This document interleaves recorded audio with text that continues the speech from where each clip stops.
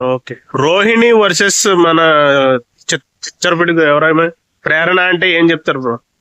ప్రేరణ నేను టాప్ 5 లో చూడాలనుకోలే, రోహిణినే చూడాలనుకున్నా. అన్ఎక్స్పెక్టెడ్ గా నా లెక్క తారుమారైంది.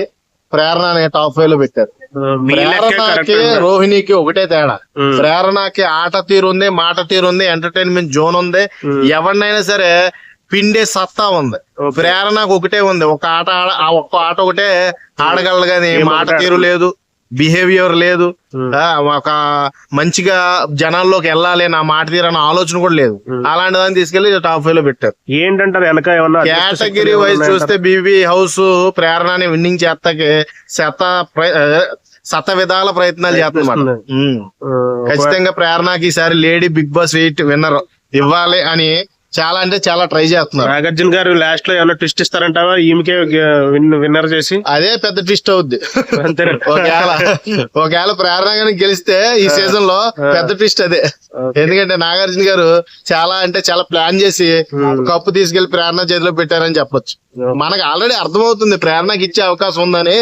టేస్టీ తేజ ఉన్నప్పుడు ఆ ప్రోమోలో వచ్చిన దోస్త్ పంచాయతీ ఏదైతే ఉందో అది ఎపిసోడ్ లో లేదు. ఆ దోస్త్ పంచాయతీ కనుక బయటకు వస్తే ప్రేరణ బ్యాడ్ అవుతుందన్న ఆలోచనతో ఆ ఎపిసోడ్ లో ఉన్న ప్రోమోలో ఉన్న కంటెంట్ ని తీసేసాడు. అప్పుడే అర్థమైంది నాకు, ప్రేరణను బాగా సపోర్ట్ చేస్తున్నాడు బిగ్ బాస్ అని. తర్వాత కట్ చేస్తే నిన్న ఓంకార్ అన్న వచ్చినప్పుడు జోడి ప్రమోషన్ కోసం, స్మార్ట్ జోడి ప్రమోషన్ కోసం అప్పుడు వచ్చినప్పుడు అక్కడ ఏమైందంటే ప్రేరణ మీ ఆయనతో నువ్వు కలిసి నా షోకి రావాలన్నాడు కప్పించుకొని. అర్థమైందా మీకు? అక్కడ ఇంటి దొరికేసింది, హింట్ దొరికేసింది ఆల్రెడీ. ఆ స్మార్ట్ జోడీలో ఓంకార్ అని చెప్పినప్పుడే అర్థమైపోయింది నాకు, ఓహో ప్రేరణకి ఇవ్వడానికి చాలా ప్రయత్నాలు జరుగుతున్నాయి. నాకు తెలిసి అలా చేస్తే మటుకి ఇది ఒక పెద్ద ట్విస్ట్ అండ్ ట్వన్స్ ఈ సీజన్ 8. ఆడియన్స్ డిసప్పాయింట్ అవుతారేమో మరి? ఖచ్చితంగా అవుతారు. నేనే అవుతాను. గౌతమ్ కి నిఖిల్ కి వీళ్ళిద్దరిలో గౌతమ్ కి నిఖిల్ కి నబిల్ కి వర్త్ ఉంది, వీళ్ళకి గెలిచే ఛాన్స్ ఎక్కువ ఉంది.